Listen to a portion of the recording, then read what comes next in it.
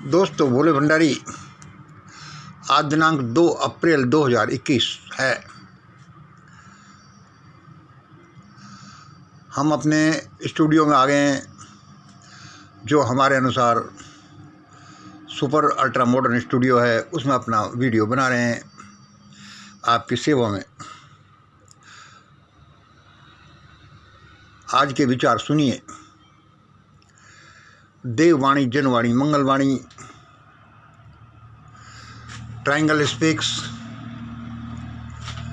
खूब है भाई, मेरी तरफ किसी का ध्यान ही नहीं है। षड्यंत्र बोलते हैं दुश्मन, जबकि देश की समस्याएं ही तब हल होंगी जब वे मेरी सुनेंगे।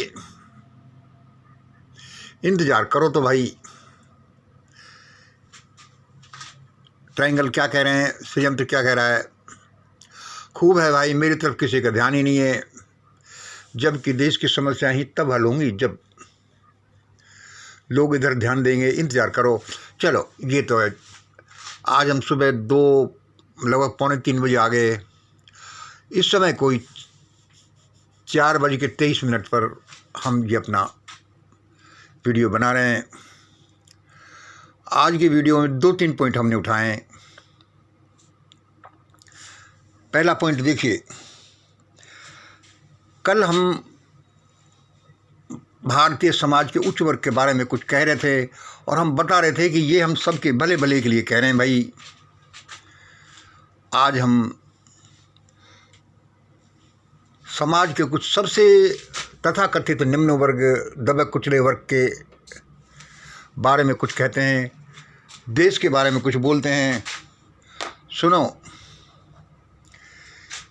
A great democratic king of India,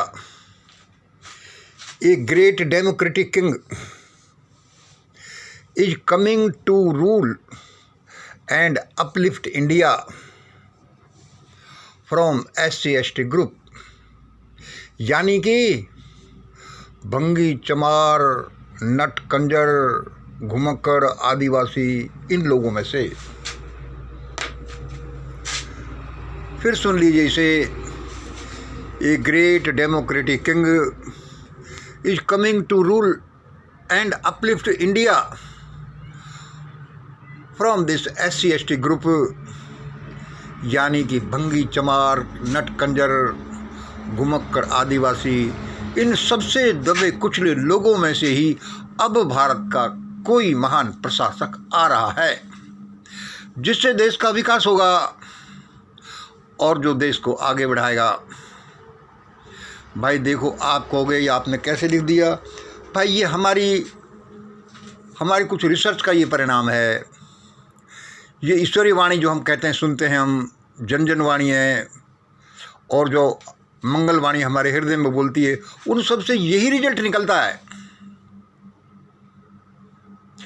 कि वह महान प्रशासक इन लोगों में से ही आ रहा है। और आप ज़्यादा सुने तो सालों पहले, पता नहीं कितने दिन पहले, सालों पहले हमने ये पहले ही हमारे वीडियो में बता दिया था, हमारी इसी चैनल पर, मिशन ग्रेट इंडिया पर, कि उसका नाम क्या होगा, वह दिल्ली से कितनी दूर है, उसकी उम्र क्या होगी, इत्यादि 2-4 चीज़ें हमने बता दी थी। उसका रेजिडेंस लगभग, वह ही महान प्रशासक देश को अब लीड करेगा। भाई देखो, हमें यह बताया गया है, हमने आपको बता दिया। हमारे अनुसार तो होगा ऐसा ही। ये जो हम आपको बोल रहे हैं, इस सब का मतलब क्या है? इस सब का मतलब है कि देखो, परमात्मा ने अब उन लोगों पर दया मेहर की है जो सबसे ज़्यादा दबे कुचले हैं, और वे ही अब लीड करेंगे। अब भारत की गाड़ी जो पहले ऐसे चल रही थी, सबसे सवर्ण वर्ग जो इंजन की तरह काम करता था, पूरी गाड़ी को खींचता था, फिर अपर ओबीसी थे, फिर लोअर ओबीसी थे इसके पीछे, पीछे पीछे बेचारे गरीब ये लोग थे जिनका हम नाम ले रहे हैं। और ये गाड़ी ढैचक ढैचक चली, कैसी चली हज़ारों साल से आप और हम जानते हैं। हम तो कहते हैं कि ये गाड़ी रिवर्स ऑर्डर में चली थी और अब ये राइट गियर में ऑर्डर में चलेगी और देश अभी उन्नति करेगा। अब इंजन यहाँ होगा, उसके पीछे लोअर ओबीसी होंगे, फिर उसके पीछे अपर ओबीसी होंगे और सवर्ण पीछे ही पीछे होंगे। उनको इसी तरह से काम करना पड़ेगा और समाज में कुछ सुधार नियम ऐसे ऐसे आएंगे कि यह भारतीय समाज हेट्रोजेनियस से होमोजीनियस समाज बनेगा और गाड़ी ये ऐसे गाड़ी चलेगी। मतलब ऊंच नीच नहीं, जातिवादी ऊंच नीच नहीं, यही होना है। इन लोगों के साथ जो हजारों साल से अन्याय अत्याचार हुआ है, भगवान को उसका बड़ा पश्चाताप है और उसको जब पता चला है तो उसने ये ऑर्डर दे दिया है, इसलिए ऐसा ही होना है। इसलिए लोगों, हम तो कहते हैं कि भाई अब इन गरीब लोगों को अपमान के साथ मत बोला करो, इनके लिए धन का, शिक्षा का, इज्जत का इंतजाम करो, क्योंकि ये भारत के प्रशासक बनने वाले हैं और पूरा देश इनके पीछे चलेगा। इस ऑर्डर में जो हमने अभी आपको बताया है, भाई देखो, हमें तो जो भगवान ने बता दिया वह हमने आपको बता दिया, बाकी परमात्मा जाने, आप जाने, होगा तो ऐसा ही। धीरे धीरे परिस्थितियां ऐसे ही बनती जाएंगी।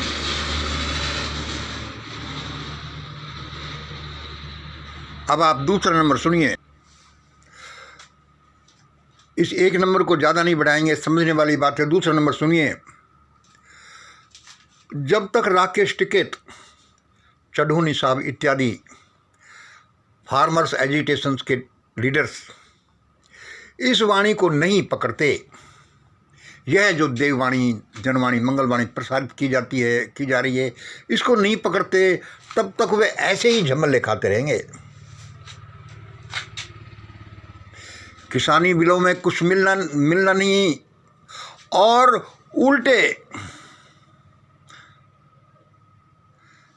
4 महीने हो गए, ज़्यादा दिन होंगे, ज़्यादा दिन हो जाएंगे और हो सकता है कि उल्टे उन पर अटैक हो जाए। भाई ऐसा क्यों होगा? क्योंकि भाई हम क्या करें, ये ईश्वर की इच्छा है। ईश्वर की इच्छा क्यों है भाई? जैसा हमने भी पूछा है। अरे भाई, परमात्मा सबका है, वह भी क्या करे, इस बारे में हम बोलते ही रहते हैं। आज ये जो एजिटेशन चल रहा है उसको कौन चला रहे हैं? बड़े किसान।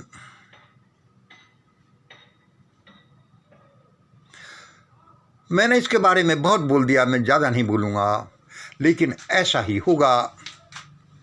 ये समझने की बात है। मैंने संक्षेप में 1 मिनट, आधी मिनट और सुन लीजिए कि ये बड़े किसान और गवर्नमेंट के बीच में जो कन्फ्लिक्ट चल रहा है, ये बेचारे गरीब लोअर ओबीसी SC ST के इतने गरीब हैं कि ये ज़्यादातर हिस्सा ले नहीं सकते, बहुत कम ले रहे हैं।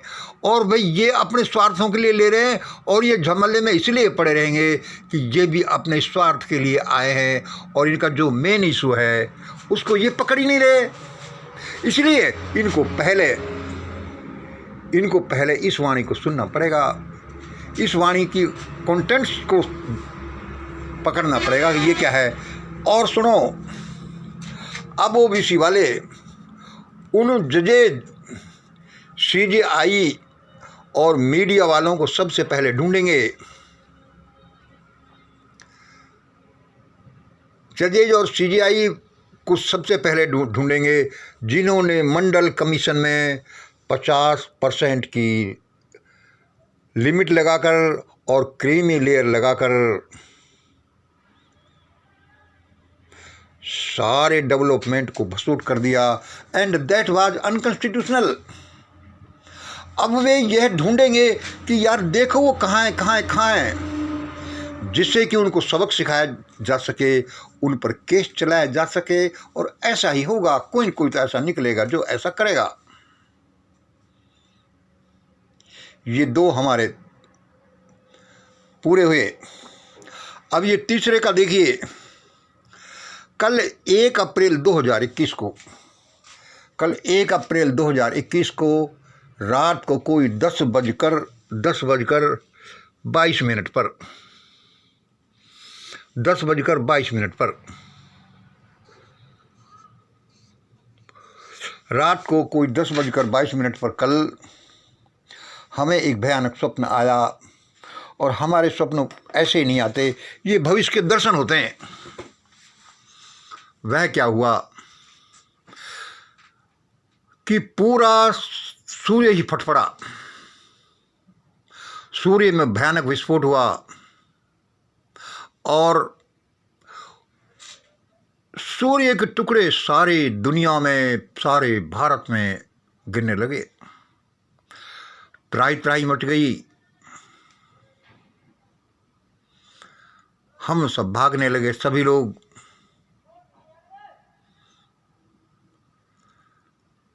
भाई ऐसा कैसे हुआ? भाई सपना था। बाद में मेरी इस भयानकता में नींद खुल गई और बाद में मैंने भगवान से पूछे कि भाई भगवान तेने ये क्यों किया? तो देखो, बुरा मत मानना, भगवान ने जो मुझे जवाब दिया वो यही था कि अगरे मंगल देख, लोगों पर ये शोले पड़े। देखो, ये सपना है, ये किसी तरह से पूरा हो सकता है। आर्थिक, सामाजिक, राजनीतिक, धार्मिक उथल पुथल, प्राकृतिक, कोई सुनामी हो, कोई ऊपर से गोले भी आए, या धरती फट जाए, या फिर कोई वोल्केनो या अर्थक्वेक हो जाए, कोई किसी भी तरह का ऐसा हो सकता है। तो प्रजा के लिए संकट आया क्यों? उसने मुझे जो बात कही वो मैं आपको बता देता हूँ, और आप कुछ भी समझे कि ये मंगल ऐसे ही कहता है, ये कोई ऐसे बात थोड़ी होती है। भगवान ने जो मुझे बताया उसे सुनिए। जिस देश के 138 करोड़ लोग अपने लोकतंत्र के चोरी हो जाने पर, ईवीएम की चोरी हो जाने पर, ईवीएम स्कैंडल हो जाने पर सड़कों पर आ नहीं सकते, कुछ कर नहीं सकते, चोरों को भगा नहीं सकते, वे लोग तो इसी लायक हैं कि उन पर गोले पड़ें और वो तहस नहस हो जाएं। ये परमात्मा ने कहा, चाहे उसमें मेरा ही नंबर आए तो आए।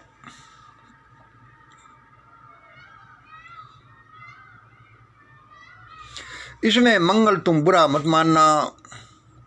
जिस देश के लोग ईवीएम चोरी ही नहीं, जिस देश को रूल ही एक फर्जी डिग्री वाला करता है, वहाँ क्या होगा? वहाँ तो गोले ही गिरेंगे, वहाँ तो सुनामी आएगी, धरती फटेगी, वहाँ तो हाहाकार मचेगा।